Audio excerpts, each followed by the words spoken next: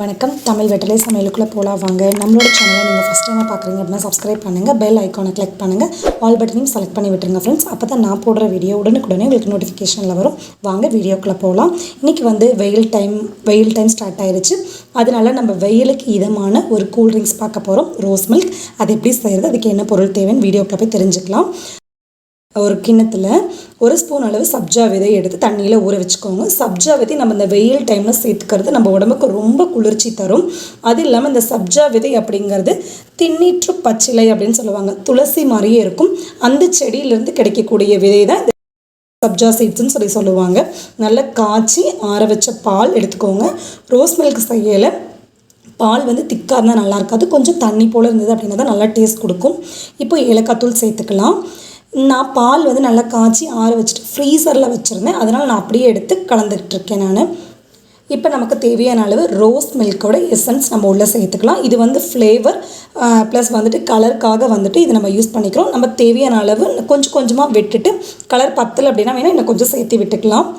நீங்கள் இதுக்கு பதிலாக வந்துட்டு உங்களுக்கு ரோஸ் சர்பத் இருக்கும் இல்லைங்களா, சர்பத்தோட எசன்ஸ் இருந்தது அப்படின்னாலும் நீங்கள் அந்த மாதிரி கலந்துக்கலாம். நீங்கள் இப்போ இதை நல்லா கலந்து விட்டுறலாம். சர்க்கரை இந்த ஏலக்காது நல்லா எல்லா பக்கம் படுற போகிற நல்லா கலந்து விட்டுருங்க. அந்த ட்ராப்ஸ் வந்து கொஞ்சம் கொஞ்சமாக விட்டு கலந்துக்கோங்க. அந்த கலர் வந்து நமக்கு ஓரளவு மேட்ச் ஆச்சு அப்படின்னா அந்த கலரும் அப்படியே விட்டுடலாம். மேட்ச் ஆகலை, இன்னும் கொஞ்சம் கலர் கம்மியாக இருக்குன்னா இன்னும் கொஞ்சம் அந்த ட்ராப்ஸ் நம்ம சேர்த்துக்கலாம், எசன்ஸ் ட்ராப்ஸு. சப்ஜா விதையில் வந்துட்டு நிறைய ப்ரோட்டீன் இருக்குது, அதே போல் இரும்பு சத்து அதிகமாக இருக்குது, விட்டமின் கே அதிகமாக இருக்குது. உடல் எடை வந்துட்டு குறைக்கணும் அப்படின்னு நினைக்கிற பர்சன் தாராளமாக இந்த சப்ஜா விதை எடுத்துக்கலாம். அதே போல் ஆஸ்துமா பிரச்சனையில் இருக்கிறவங்க, ப்ரெக்னென்ட் லேடிஸ் ப்ளஸ் வந்து தைராய்டு பிரச்சனையில் இருக்கிறவங்க சப்ஜா விதை எடுத்துக்கலாமா அப்படின்னு சொல்லிட்டு டாக்டர் அட்வைஸ் வாங்கிக்கிட்டு அதுக்கப்புறமா நீங்கள் யூஸ் பண்ணுங்கள். மற்ற நார்மல் பர்சன்ஸ் எல்லாருமே இந்த வெயில் டைமில் உடம்பை நம்ம கூல் பண்ணிக்கிறதுக்காக சப்ஜா சீட்ஸ் தாராளமாக எடுத்துக்கலாம். கிளாஸில் கொஞ்சம் ஐஸ் க்யூபு, சப்ஜா விதை, ஊறின சப்ஜா விதை இருக்குது இல்லைங்களா, அது தேவையான அளவு எடுத்துக்கோங்க.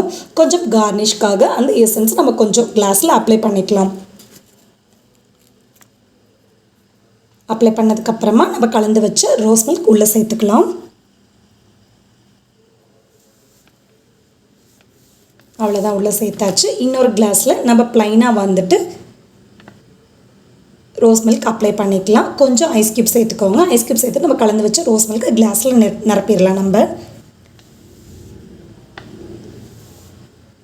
சப்ஜா விதை வந்துட்டு வயிறு புண்ணு, அல்சர், இந்த வெயில் டைமில் அந்த மாதிரி ப்ராப்ளம்ஸ்லாம் வரும். ஸோ அதனால இந்த சப்ஜா விதை நீங்கள் எடுத்துக்கிட்டிங்க அப்படின்னா நெஞ்செரிச்சல், வயிறு புண்ணு, அப்புறம் குடல் சம்மந்தமாக இருக்கிற பிரச்சனை, வயிறு சம்மந்தமாக இருக்கிற பிரச்சனை எல்லாமே சரியாயிடும் உங்களுக்கு. நம்ம ஹீட் அதிகமாச்சு அப்படின்னால தான் இந்த மாதிரி ப்ராப்ளம்ஸ்லாம் வரும். ஹீட் அதிகமாக இருந்தாலும் அதை நம்ம எப்படி குறைச்சி நம்ம உடம்பு எப்படி கூல் பண்ணிக்கிறது அப்படிங்கிறதுக்காக நீங்கள் வந்துட்டு இந்த போல் ரெடி பண்ணி நம்ம ஜூஸ் குடித்தோம் அப்படின்னா நம்ம உடம்புக்கு ரொம்பவே நல்லது. அவ்வளோதான், நம்மளோட ட்ரிங்க்ஸ் வந்து சூப்பராக ரெடி ஆயிடுச்சு. எப்படி இருக்குன்னு சொல்லிட்டு கமெண்ட் பண்ணுங்கள். நம்மளோட சேனலுக்கு சப்ஸ்கிரைப் பண்ணுங்கள். தேங்க்யூ.